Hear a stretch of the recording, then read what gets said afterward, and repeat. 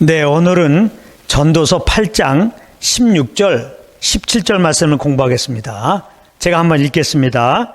내가 마음을 다하여 지혜를 알고자 하며 세상에서 하는 노고를 보고자 하는 동시에 밤낮으로 자지 못하는 자도 있도다. 하나님의 모든 행사를 살펴보니 해 아래서 하시는 일을 사람이 능히 깨달을 수 없도다. 사람이 아무리 애써 궁구할지라도 능히 깨닫지 못하나니 비록 지혜자가 아노라 할지라도 능히 깨닫지 못하리로다. 아멘. 오늘 이 말씀입니다.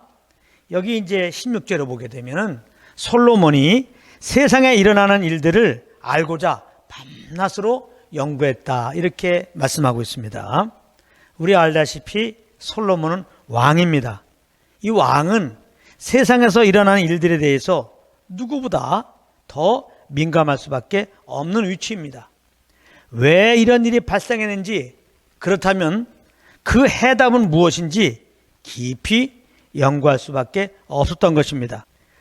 의인이 벌받고 악인이 상받는 것부터 시작해서 왜 사람들이 일상을 즐기지 못하고 사는지, 그리고 이 땅에는 왜 천재지변이 일어나는지, 요즘으로 말하면 왜 코로나19가 발생했는지, 이러한 일들, 이러한 것들에 대해서 솔로몬은 잠도 못 자고 밤낮으로 연구해 본 결과 솔로몬은 자기 지식과 지혜의 한계를 깨닫고 17절에서 이런 고백을 합니다. 한마디로 사람은 해 아래서 하나님이 하는 일을 알 수 없다는 겁니다. 아무리 연구하고 아무리 노력해도 하나님의 일을 알 수가 없다는 것입니다. 혹 누가 나는 지혜자야 하면서 하나님의 일을 알 수 있어 라고 해도 그는 깨닫지 못할 것이라고 그렇게 말씀하고 있습니다. 그런데 사실 알고 보면 세상에서 일어나는 일도 크게 보면 하나님이 행하시는 일이라고 볼 수 있습니다. 왜냐하면 이 세상을 주관하고 계시는 하나님의 허락함 안에서 이 세상의 일들이 일어나고 있는 것이기 때문에 그렇습니다. 마태복음 10장 29절에 보면은 예수님이 이런 말씀하셨어요.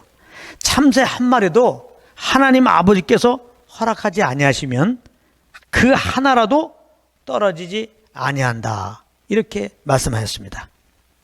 자, 그렇다면 왜 이렇게 이 세상에는 부조리가 가득하고 사람들이 일상에 행복함이 없으며 천재지변 같은 일들이 일어나는가? 성경은 이 세상의 모든 문제는 첫사람 아담의 범죄로 말미암았다고 그렇게 말씀하고 있습니다. 로마서 5장 12절 말씀입니다. 한 사람으로 말미암아 죄가 세상에 들어오고 죄로 말미암아 사망이 왔나니 이와 같이 모든 사람이 죄를 지었으므로 사망이 모든 사람에게 이르렀느니라, 이렇게 말씀하고 있습니다. 아담의 허리에서 난 모든 사람들은 죄성을 가지고 태어난 것입니다. 그래서 죄를 짓고 사는 거예요. 하나님을 떠나서 육체의 소욕을 따라서 이렇게 살고 있는 것입니다.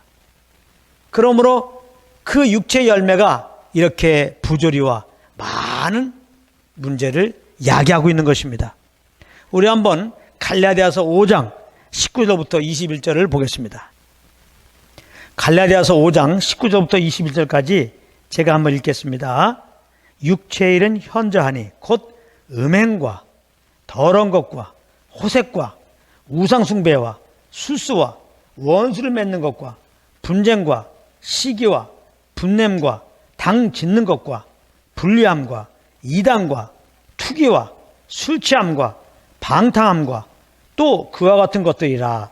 전에 너에게 경계한 것 같이 경계하노니 이런 일을 하는 자들은 하나님의 나라를 유업으로 받지 못할 것이요, 이렇게 말씀하고 있습니다. 그러므로 누구든지 이 세상의 죄악들에 대해서 자유할 수가 없는 것입니다. 모든 사람들은 죄가 있기 때문에 그런 것입니다. 그런가 하면 이 세상에서 일어나는 여러 종류의 천재지변 역시 근본 원인은 첫사람의 범죄로 말미암았다고 성경은 말씀하고 있습니다. 사람의 범죄로 땅이 저주받아서 사람에게 순종해야 할 땅이 이제 사람에게 항명한 것입니다. 수고의 열매를 내주는 것이 아니라 오히려 수고의 열매를 빼앗아가는 그런 짓을 지금 하고 있는 것입니다. 그렇다면 이 죄에서, 이 저주에서 우리가 어떻게 해방될 수 있겠습니까? 성경은 사람으로서는 할 수 없다는 겁니다. 오직 하나님으로만 할 수 있다는 것입니다. 지금 하나님이 해 아래서 하시는 일이 바로 그 일인 것입니다. 세상을 그리스도로 말미암아 죄에서 구원하시고 이 세상 나라가 그리스도의 나라가 되게 하는 그 일을 지금 하고 계시는 것입니다. 결국 범죄한 인생들을 이렇게 저주 아래 두신 이유가 무엇이냐? 바로 저주받게 된 이유가 죄 때문에 그런 것인 것을 알고 그리스도께 나와서 믿음으로 의롭다함을 얻게 하기 위한 그것입니다.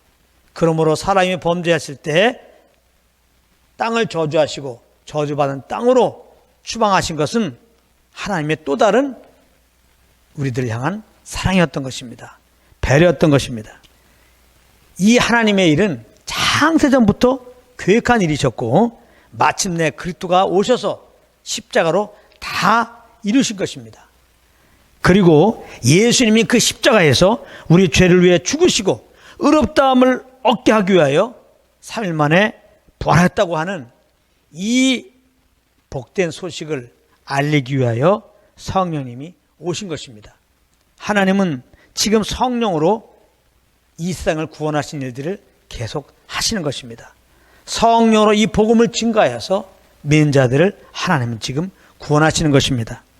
그래서 누구든지 복음을 듣고 회개하고 예수님을 그 마음의 구주로 영접하면 누구든지 죄사함 받고 영생을 얻게 되는 것입니다. 지금은 은혜 받을 만한 때입니다. 지금은 구원의 날인 것입니다. 그러므로 오늘 말씀 듣는 분들 가운데 아직까지 예수 안 믿으신 분이 있다면 이 시간에 내가 주인 된 거 회개하고 나의 죄를 위하여 십자가에 죽으시고 3일 만에 부활하신 하나님의 아들 그 예수님을 내 마음에 꼭 구주로 모시고 영접하시기를 예수님으로 축복합니다. 반드시 하나님께서 죄 용서하시고 영원한 생명을 주시고 구원하시고 하나님의 자녀 삼아 주십니다. 이렇게 예수님을 믿는 자들 속에 그리스도가 왕으로 오셔서 우리를 통치하시는 것입니다. 그러므로 예수 믿는 자들 그 마음에는 하나님 나라가 이미 이루어진 것입니다. 이제 예수는 왕으로 모셨으니까 믿는 우리들이 이 예수님의 인도함을 따라 살면, 예수님은 성령으로 오셔서 우리를 인도하시잖아요. 성령의 인도함을 따르면 장차갈 하나님 나라의 어떠함을 이 땅에서도 경험하는 것입니다. 그러므로 예수 믿는 자들은 성령과 동행하는 것이 이렇게 중요한 것입니다. 그리고 그리스도는 반드시 장차 만왕의 왕으로 이 세상에 다시 오실 것입니다. 그래서 이 세상을 정의와 공평으로 그렇게 통치하며 그렇게 다스릴 것입니다. 자, 그런데 이 은혜의 복음은 사람의 지식으로는, 사람의 지혜로는 절대 깨닫지 못하는 것입니다. 우리를 구원하시는 이 일을 세상 사람들은 절대 알 수가 없습니다. 깨달을 수가 없습니다. 오히려 이 복음을 들을 때, 하나님의 이 지혜 대신 이 십자가의 도를 들을 때 사람들은 미련한 것이라고 하는 겁니다. 이 복음을 증거하는 짓을 미친 짓이라고 얘기도 합니다. 아니, 어떻게 사람이 믿음으로만 구원받느냐? 사람이 선한 행위를 해야지 구원받는 것이지. 사람이 하나님의 법을 잘 지켜야지. 사람이 교회 법을 잘 지켜야지. 그래야 의롭다함 받고 그래야 천국 가는 것이지. 어떻게 예수를 믿는다고 그 믿음으로 의롭다함을 얻고 그 믿음으로 의롭다함이 유지되고 그 믿음으로 천국 가느냐? 그건 잘못된 것이다. 사람은 복음을 듣고 이렇게 반응할 수밖에 없는 것입니다. 그러나 이런 말들은 하나님을 떠나서 자기의 죄를 보지 못하기 때문에, 그리고 스스로 의롭다고 여기고 살고 있기 때문에 지금 이렇게 말하는 것입니다. 사실 우리도 예수 믿기 전에는 다 그랬던 자였습니다. 그런데 어느 날 복음을 아는 빛을 하나님께서 은혜로 비춰주셔서 하나님 앞에 회개하고 예수님을 구주로 영접해서 이렇게 구원을 얻게 된 것입니다. 그러므로 이 구원의 은혜를 생각하면 너무너무나 감사하고 감사한 것이죠. 죄로 말미암아 한 번 죽고 심판받고 영원한 불못에 가는 것이 마땅한 것인데 이렇게 하나님이 복음의 광채를 비춰주셔서 회개하게 하시고 예수 믿게 하시고 영생을 얻게 하셨으니 이거 얼마나 감사하고 감사한 것입니까? 정말 이 구원의 은혜를 알게 되면 나타나는 삶의 모습 중에 하나는 뭐냐? 나를 자랑하지 않죠. 나를 주에서 구원하신 예수 그리스도만 자랑하게 되는 것입니다. 그리고 이 구원의 은혜를 알게 되면 그 십자가를 통해 나타난 그 하나님의 사랑을 알게 되기 때문에 그 사랑, 하나님의 사랑에 압도가 되는 것이죠. 그래서 그 하나님의 사랑에 빚진 자로서 그 빚을 갚는 그런 삶을 살게 되는 것입니다. 하나님부터 받은 이 사랑의 빚을 갚는 그것이 뭡니까? 바로 영혼들에게 은혜의 복음을 증가하는 것입니다.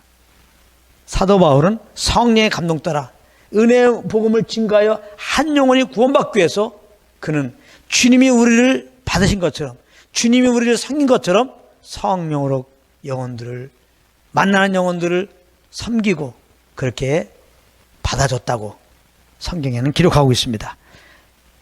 고린도전서 9장 19절부터 23절까지 말씀을 보겠습니다. 내가 모든 사람에게 자유하였으나 스스로 모든 사람에게 종이 된 것은 더 많은 사람을 얻고자 함이라. 사도 바울은 더 많은 영혼들을 주님께 인도하기 위해서 하나님이 허락한 영혼들에게 종으로서 그들을 섬기는 자리에 갔다는 겁니다. 유대인들에게는 내가 유대인과 같이 된 것은 유대인들을 얻고자 하며 율법 아래 있는 자들에게는 내가 율법 아래 있지 아니하나 율법 아래 있는 자가 같이 된 것은 율법 아래 있는 자들을 얻고자 하며 율법 없는 자에게는 내가 하나님께는 율법 없는 자가 아니요 도리어 그리스도의 율법 아래 있는 자나 율법 없는 자와 같이 된 것은 율법 없는 자들을 얻고자 함이라. 약한 자들에게는 내가 약한 자와 같이 된 것은 약한 자들을 얻고자 하며 여러 사람에게 내가 여러 모양이 된 것은 아무쪼록 몇몇 사람들을 구원코자 함이니. 사도로 한 영혼을 구원하기 위해서 자기에게 허락한 영혼들 그 모습 그대로 받아주는 자리에 갔다는 겁니다. 23절에 내가 복음을 위하여 모든 것을 행함은 복음에 참여하고자 함이라. 그래서 복음에 참여하는 삶이라는 것은 성령을 쫓아서 내가 경험한 그 주님의 사랑으로 주님이 나를 사랑한 그 사랑으로 영혼들을 대하는 겁니다. 주님이 우리를 정죄하지 않고 이 모습 그대로 받아줬잖아요. 이 연약함 받아줬잖아요. 그와 같이 우리가 영혼들이 정말 구원받기 위해서 그 영혼을 주님이 우리를 받아준 것처럼 받아주는 겁니다. 그러므로 이제 우리는 늘 하나님 앞에서 나는 아무것도 할 수 없습니다. 나는 아무것도 모릅니다. 겸손하게 엎드리는 가운데 성령의 음성을 통하여 주님의 사랑을 알고 성령의 인도함을 따름으로 말미암아 이렇게 주님이 우리를 사랑한 그 사랑으로 영혼들을 사랑하고 그렇게 복음을 증거함으로 하나님이 하시는 일에 심부름꾼 노릇 잘 하시기를 예수님으로 축복합니다.